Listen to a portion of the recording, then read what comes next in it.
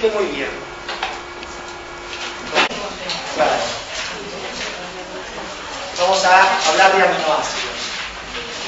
Yo les dije que para estudiar aminoácidos lo que vamos a hacer es estudiar el catabolismo de aminoácidos. Vamos a ver alguna reacción de síntesis de aminoácidos. ¿Cuáles son los aminoácidos que en teoría a nosotros nos interesa estudiar? ¿Los? No, los esenciales no. Porque los esenciales, ¿de dónde los saco? De la dieta. Por lo tanto, se fabrican en otro lado y la verdad que a nosotros nos escapa la necesidad de conocer eso. En el caso lo que tienen que saber es de dónde sacar cada uno de los aminoácidos. No, los esenciales. ¿Quién define aminoácido esencial? ¿Pero quién lo define? ¿Qué es un aminoácido esencial?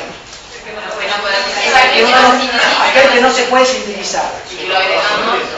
Por lo tanto, por la dieta.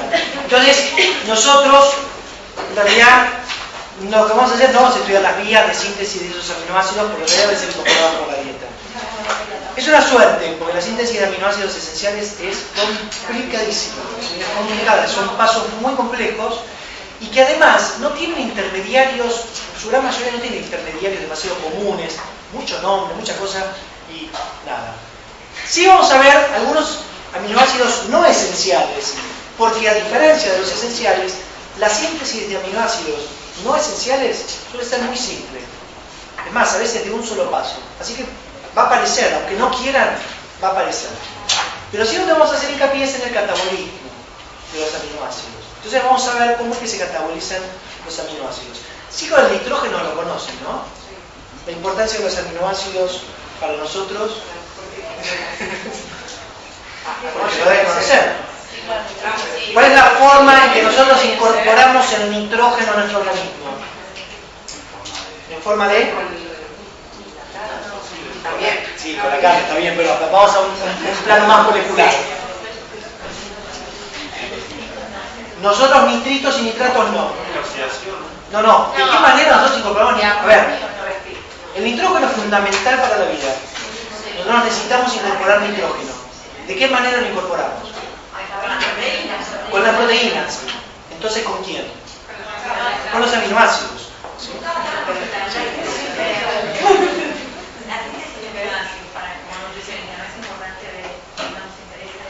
No, porque los esenciales se hacen en otros organismos, entonces a vos no te va ni te viene. Vos lo que a vos te interesa es saber de dónde sacás esos aminoácidos, o sea, con qué alimentos podés aportar esos aminoácidos.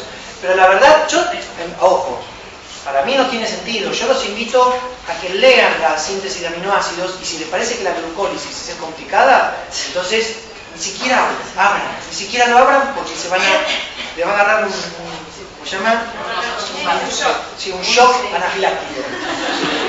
No, en realidad la cosa es así. La vía de algunos aminoácidos esenciales se utiliza también para otros productos especializados, sobre todo en plantas. Entonces son vías muy complejas y que no tienen ningún correlato con nada que hayamos visto. Más allá que por ahí algunas aparecen a partir de ácido acetil-CoA, por ejemplo. Pero después es muy complejo. Y la verdad que como no tiene nada en el medio, no tiene sentido. ¿Sí? De la misma manera que cuando analicemos la degradación, hay un pedazo de cada una de las vías que no las vamos a analizar tampoco. Porque es solamente la vía por el hecho de la vía y inclusive escapa a nuestro objetivo. Porque si no lo podemos analizar químicamente, es una sucesión de nombres que no lleva a nada. ¿Sí? Por eso es que no la vamos a tocar. Pero sí, vamos a darle, o sea, eso no significa que vamos a estudiar el aminoácido. ¿Sí? Vamos a estudiar, pero vamos a buscarles otras cosas. Nosotros incorporamos nitrógeno a través de los aminoácidos, principalmente. Yo sé que incorporamos también a través de los ácidos nucleicos, pero la fuente principal son los aminoácidos. ¿Sí? Y por ser organismos heterótrofos, ¿sí? Los consumimos el nitrógeno directamente como aminoácidos, no tenemos capacidad de poder tomar en otro estado de óxido-reducción. Nosotros no podemos tomar nitrógeno a partir de nitritos ni nitratos, salvo que nos salgan raíces de fosfato, ¿no? No tenemos esa posibilidad. Tampoco podemos tomar nitrógeno atmosférico, nitrógeno 2, ¿sí? No tenemos esa capacidad. Entonces tenemos que consumirlo bajo una forma, que en este caso es como grupo amino, o sea, en un estado reducido. ¿sí? Y cuando un organismo heterótrofo, ¿sí?, consumidor de aminoácidos, se muere, o cuando elimina ese nitrógeno para no matarlo, ¿sí?, total lo estamos haciendo, no estamos muertos, lo estamos haciendo, ¿cómo se elimina? ¿Cómo eliminamos nosotros el nitrógeno? A través de la urea. Bien, la urea como principal producto, y lo hacemos obviamente por la orina. Esa urea en el suelo se descompone, ¿sí? ¿En qué se descompone? Nitrato. No,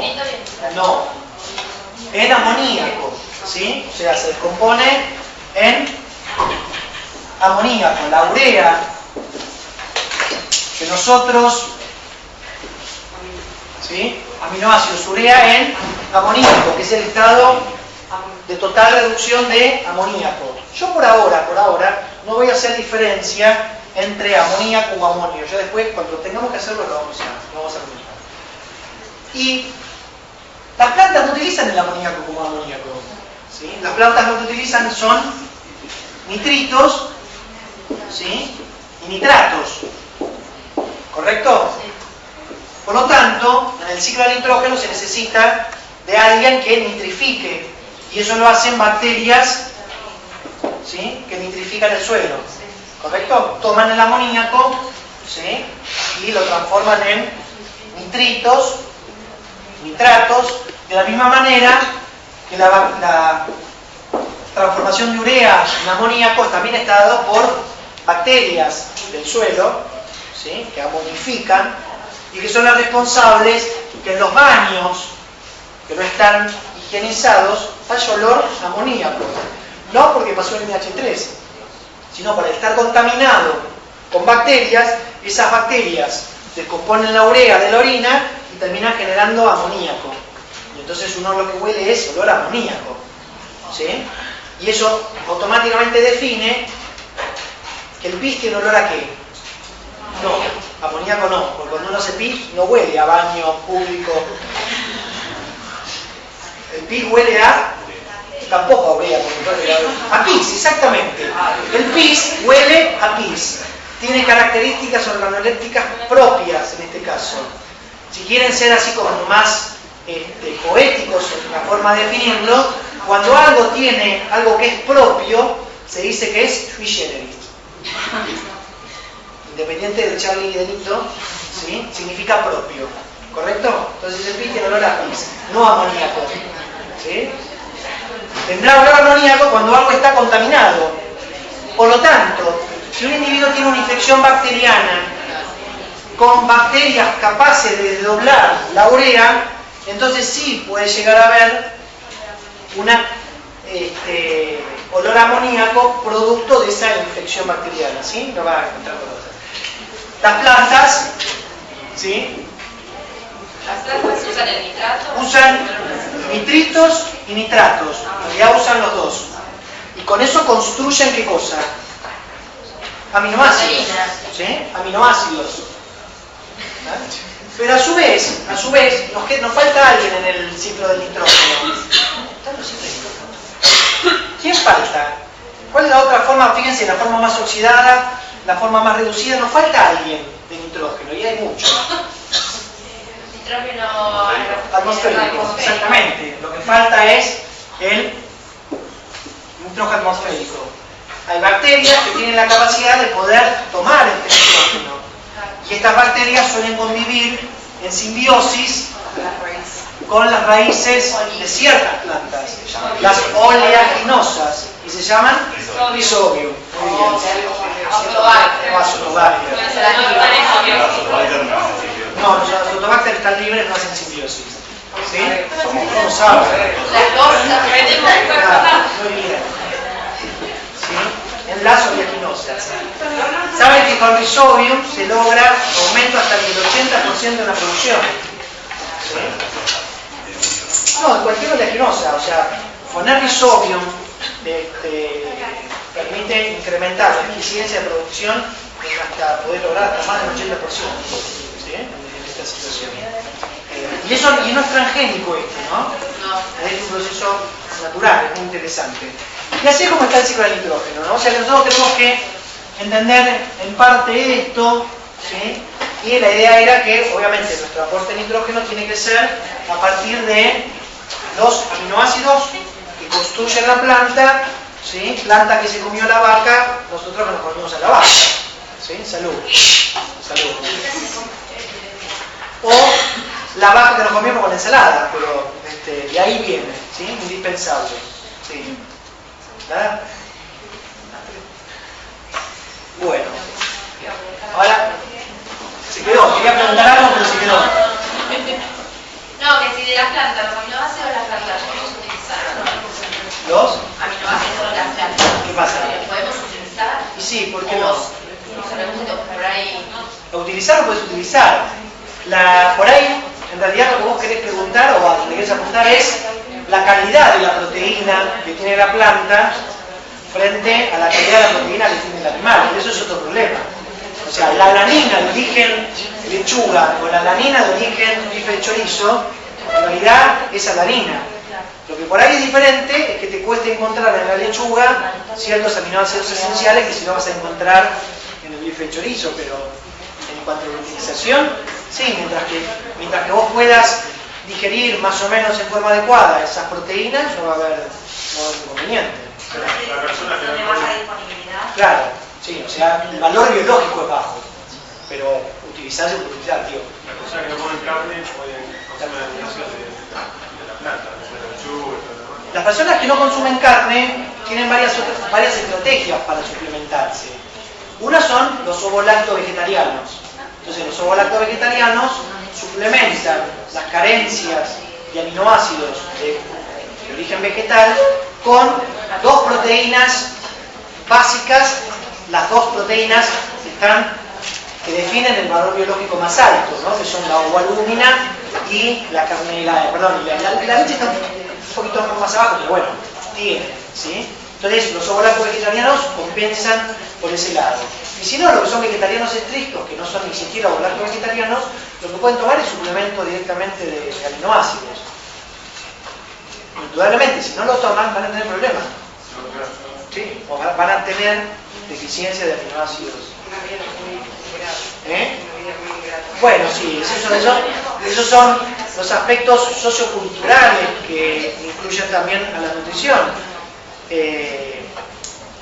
Lo importante es entender eso, lo importante es entender que uno puede tomar cualquier tipo de conducta desde el punto de vista nutricional, pero entender que uno debe nutrirse y que con ciertas conductas no termina de alimentarse. Las personas, por ejemplo, los vegetarianos estrictos van a tener que consumir vitamina B12 por afuera, porque la vitamina B12 es de origen animal. Por lo tanto, si no consumen nada de origen animal, van a tener deficiencia de B12 y es característico en estos individuos tener anemias megaloblásticas por deficiencia de B12, no de folato, porque el folato sí viene, ¿sí? Pero no importa, van a tener. O sea que, claro, lo que hay que generar es eso, la idea de que está todo muy bien, eso de que a mí no me gusta que maten a la vaca, qué sé yo, está todo bárbaro, pero lo que hay que hacer es entonces encontrar el suplemento para cubrir los requerimientos, ¿no? Llegar a una IDR, por lo menos a una IDR adecuada, ¿no? Como básico. Bueno, sí. Una pregunta, si las personas que consumen en exceso, como fisiculturistas que toman suplementos, o sea, además de la acumulación de ácido úrico, problemas renales... Bien, primera, ella ya tiró un par de cosas muy importantes, ¿sí? Primero, a diferencia de los glúcidos y de los lípidos, los aminoácidos no se almacenan, ¿sí? Primer concepto básico. ¿Por qué? Porque si los aminoácidos no se almacenan, todo exceso de aminoácido que no sea utilizado va a ser degradado, ¿sí? No existe ninguna proteína que sinteticemos por el solo hecho de construir algo para guardar aminoácidos. Si el cuerpo necesita hacer uso de aminoácidos, degradará proteínas, principalmente las del músculo esquelético, ¿sí? Entonces, ese es un primer concepto. El exceso de aminoácidos, ¿sí?, va a ser degradado, ¿sí? No hay manera de poder almacenarlo. Por lo tanto, también me permite entender destinos metabólicos a partir de este concepto. Ahora, si yo lo que quiero es, por ejemplo, crecer en músculo, voy a tener que aumentar el consumo de proteínas y hacer una actividad física adecuada. ¿Para qué? Para que esos ladrillos me ayuden a construir.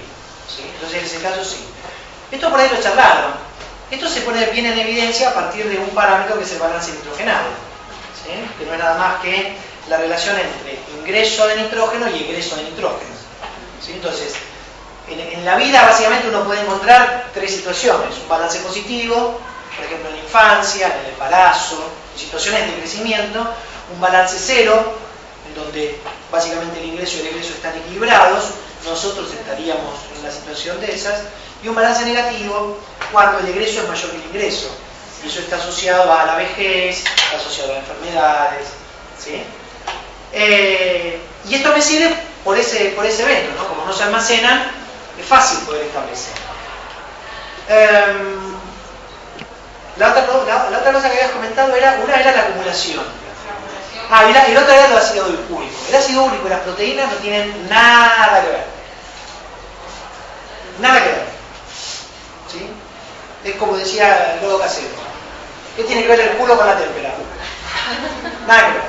El ácido úrico es el producto de la degradación de las bases úricas. O sea que es nitrógeno que se está eliminando, entre comillas, pero derivado de las bases úricas. Y las bases úricas, ¿en dónde las encontramos? En los nucleótidos, ¿sí? En los ácidos nucleicos, en los nucleótidos. ¿Correcto? Cuando se degradan los nucleótidos de purina, principalmente adenina y guanina, tenemos ácido úrico. Cuando degradamos aminoácidos, el nitrógeno se va como, ¿me dijeron? Urea. ¿Correcto? ¿A todo el mundo le quedó claro? ¿Sí? Urea, nitrógeno de amoníaco, ácido úrico y bases úricas. ¿Sí?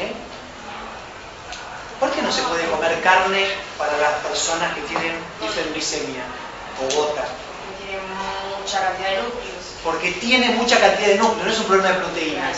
Porque tiene núcleos. ¿Y qué hay dentro del núcleo?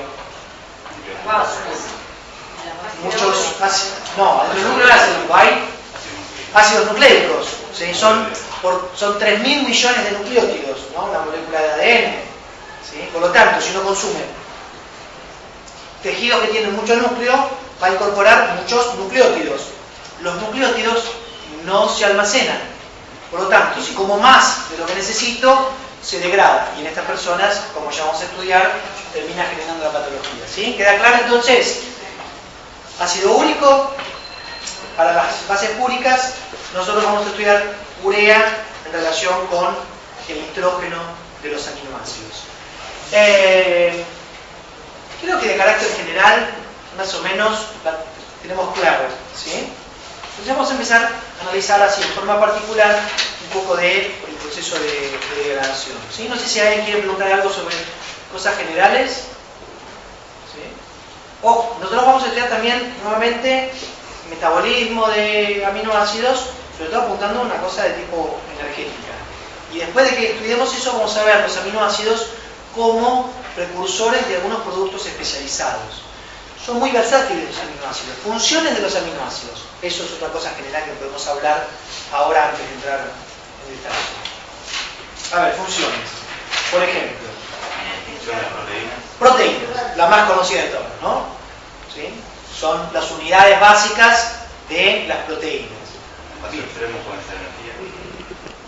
Son combustible energético. Ni siquiera no tiene por qué ser caso extremo.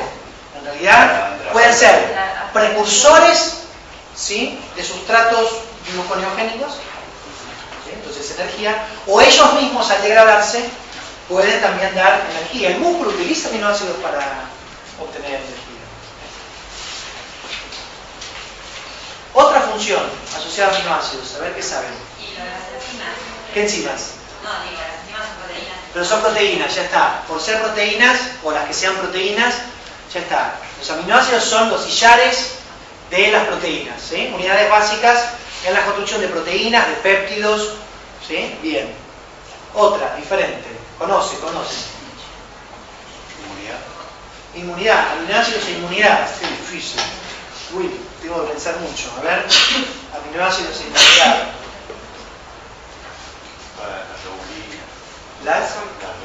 No, pero eso son proteínas. O sea, olvídense de las proteínas, no. Se acaban las proteínas con las funciones que tengan. Precursores de otras sustancias, no de la estructura proteica, ¿sí? Sino que el aminoácido tal da origen a una estructura que tiene función. Piensen. ¿Sí? ¿Con qué piensan ustedes? Con el cerebro. ¿Y cuál es la manifestación clara del pensamiento en el cerebro? Del funcionamiento, la transmisión. ¿Cómo se transmite neurona a neurona para pensar? ¿Cómo? Neurotransmisores. Algunos aminoácidos son neurotransmisores. Ácido glutámico es un neurotransmisor. Ojo, esto lo vamos a ver más adelante, estoy tirando ahora. Ácido glutámico es el neurotransmisor excitatorio más importante del sistema nervioso central. Glutamato. ¿Sí? ¿Por eso es laxante de sabor? No, es laxante de sabor porque tiene acción directa sobre la papila que aparece coso y la sable. Pero no tiene que ver con eso. Porque el otro es la vía más importante. ¿Sí? Lo del coso es porque abre papilas de otros receptores. ¿Sí? La glicina, aminoácido glicina, es uno de los neurotransmisores inhibitorios más importantes del sistema nervioso. La Glicina. ¿No se utilizaba también para hacer las sales biliares? La glicina, ¿Y la taurina? para hacer, sí, en Las realidad sales biliares para conjugar, secundarias. sí, para conjugar ácidos biliares y dar sales biliares. Salud, muy bien. ¿Sí?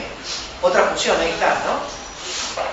El GABA, ya hablar del GABA, el gamma aminobutírico, es producto del ácido glutámico. O sea que un aminoácido que da origen a un neurotransmisor que a su vez da origen a otro neurotransmisor. Que también, el GABA es, junto con la glicina, son los dos neurotransmisores inhibitorios más importantes. ¿Sí?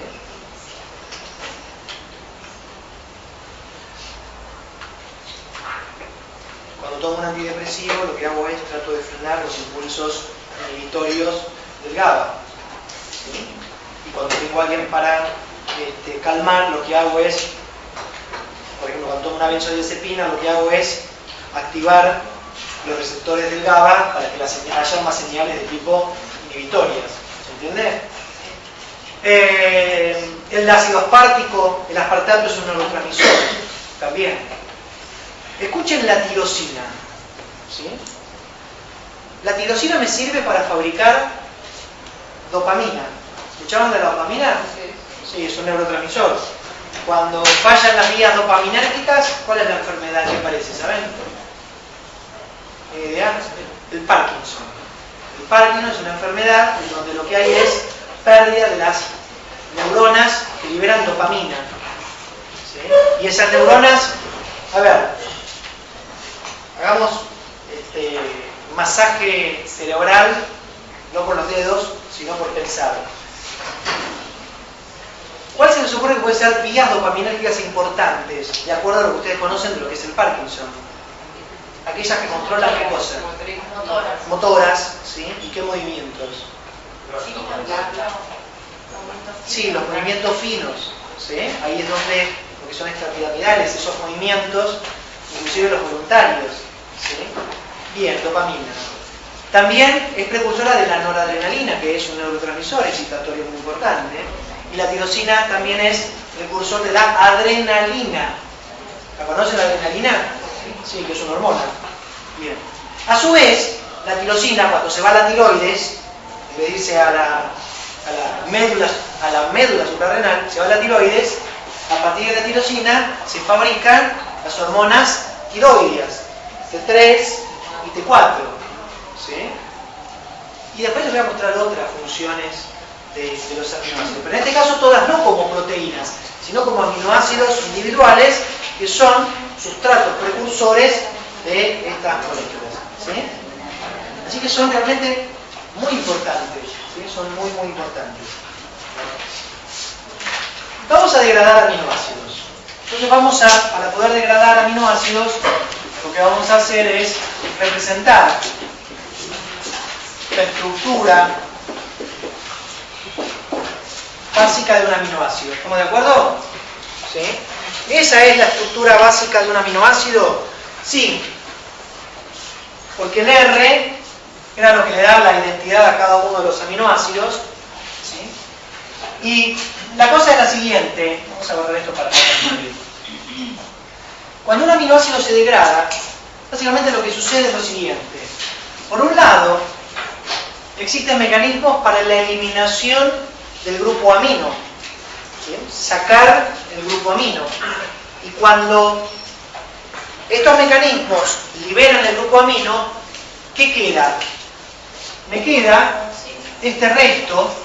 ¿Sí? Recuerden que esto es un resto de carbono. A esto se lo llama cadena carbonada. ¿Sí? Cuando el grupo amino se libera, en última instancia, digo en última instancia porque vamos a ver procesos intermedios, pero en última instancia va a aparecer como qué molécula. O sea, ¿cuál es el producto de la eliminación del amino? La urea viene después. Yo digo el producto de la eliminación. El amoníaco, exactamente. El amoníaco. ¿Sí? Se va a eliminar como amoníaco.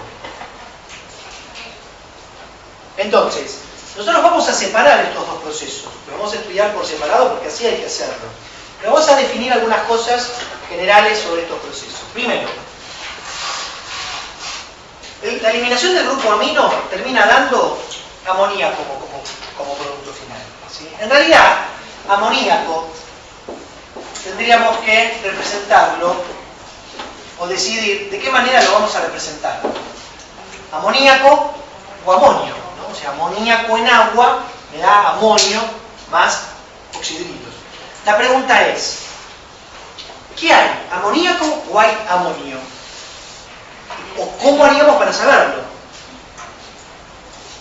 ¿De qué depende de que haya amoníaco o haya amonio? ¿De? ¿Del agua? No, del agua no. Si se reduce o no, si capta un hidrógeno más o no. No, ¿El tejido? tampoco. ¿Es una enzima para...? Tampoco. De la situación, si está en necesidad o... No. ¿De qué depende el equilibrio entre un ácido y una base? ¿No? ¿O no es así? ¿No es un ácido y una base? ¿Esto no es una base y este es su ácido conjugado? ¿De qué depende el equilibrio entre un ácido y una base? ¿De la concentración de quién? Del pH. El equilibrio entre una forma y otra forma depende de quién? Del pH. De que haya ácido láctico o haya lactato, de que haya ácido acético o haya acetato, depende del pH. ¿Sí? De que haya ácido clorhídrico o haya cloruro más protones, no depende del pH, porque como son fuertes, se disocian totalmente. Pero para aquellos ácidos y bases débiles, ¿sí? Estas bases débiles, en realidad que se encuentren en una forma o en otra forma depende del pH. De acuerdo al pKa del amoníaco, 9 y pico, ¿de acuerdo? ¿Sí? Y tomando el pH del plasma, 7,4, en realidad podrían hacer la cuenta, si quieren para el día jueves la pueden hacer, hay que hacerlo. Creo que es 9,6 y el pH 7,4, ecuación de... No, de Henderson-Hasselbalch, ¿se acuerdan? Hacía calor, ¿se acuerdan? ¿Sí? Ya vuelve otra vez, ¿vieron cómo vuelve? Todo vuelve. Sí. Ecuación de Henderson-Hasselbalch, pH es igual a pKa más el logaritmo, bueno, lo hacen y le va a dar que seguramente más del 90% en realidad se encuentra bajo la forma amonio. ¿Sí? O sea que en realidad, cuando nosotros hablamos, tendríamos que hablar, si queremos hablar bien, tenemos que decir siempre amonio.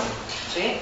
Hecha la salvedad, salvo que sea una situación en donde sí verdaderamente tengamos que diferenciar entre amoníaco y amonio, vamos a permitirnos hablar distintamente de uno y otro, salvo las situaciones excesivas. Por ejemplo, ¿en qué situaciones va a ser muy importante discriminar? Ustedes saben que el amoníaco es un producto tóxico. ¿Sí? Cualquiera que huele a amoníaco puro le pega pero hace un agujero a nivel del cerebro, es muy fuerte, ¿sí? Y que inclusive la toxicidad es muy potente, ¿sí?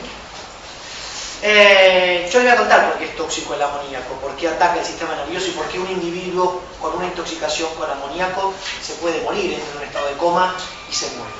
Hay una situación que es muy importante para entender esto y tiene que ver con las características del ion amonio frente al amoníaco. ¿Cuál es? ¿Cuál es la diferencia entre el amonio y el amoníaco? La carga, exactamente. Y que este presente carga y este no presente, ¿en qué situación puede tener importancia?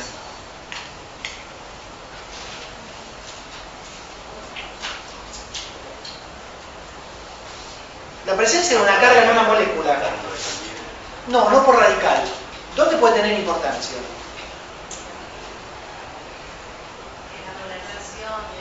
En la... No, en este caso no en eso. O sea, vos tenés una que tiene una carga positiva o negativa, da lo mismo, porque es un fenómeno de carga, mientras que el otro no tiene nada. La afinidad con otras. No la afinidad. Exactamente, el transporte. ¿Qué transporte? ¿A qué nivel de transporte? No a nivel de la sangre. No a nivel de la sangre. A nivel de la sangre no va a haber demasiado problema. ¿A nivel de quién? Entonces, ¿quién va a ser más fácil? Por a través de una membrana, exactamente.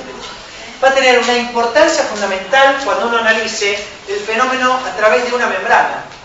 ¿Quién se transporta más fácilmente? ¿El amonio o el amoníaco? El amoníaco. Por lo tanto, los procesos de intoxicación suelen estar muy asociados a que aparezca amoníaco, porque el amonio va a tener más restringido el acceso, salvo que la membrana está demasiado permeable. Entonces ahí sí va a ser muy importante entender la diferencia entre uno y otro. ¿Sí?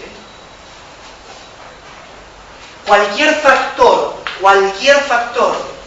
que rompa este equilibrio del 90% y me lo lleve para acá, al aumentar la cantidad de amoníaco, va a hacer que este amoníaco pase más a través de una membrana. Y si esa membrana era la barrera hematoencefálica, va a pasar más fácilmente. Y si esa membrana era la neurona, pasa más fácilmente. Y cuando se mete adentro de la célula, vuelve otra vez a recomponer la situación y se transforma en amonio, que no sale. Y uno empieza a entender el fenómeno de la toxicidad. Lo dejamos planteado así, después ya vamos a retomarlo, porque vamos a hablar de qué hacemos con individuos que tienen esto desde el punto de vista nutricional, lo vamos a tocar más adelante. ¿Sí? Pero bueno, yo quería hacer esa aclaración, ¿sí?, para que todos podamos usar, entre comillas, con libertad la palabra amoníaco, pero siempre teniendo la referencia que en realidad el producto que estamos definiendo es el amonio, ¿sí?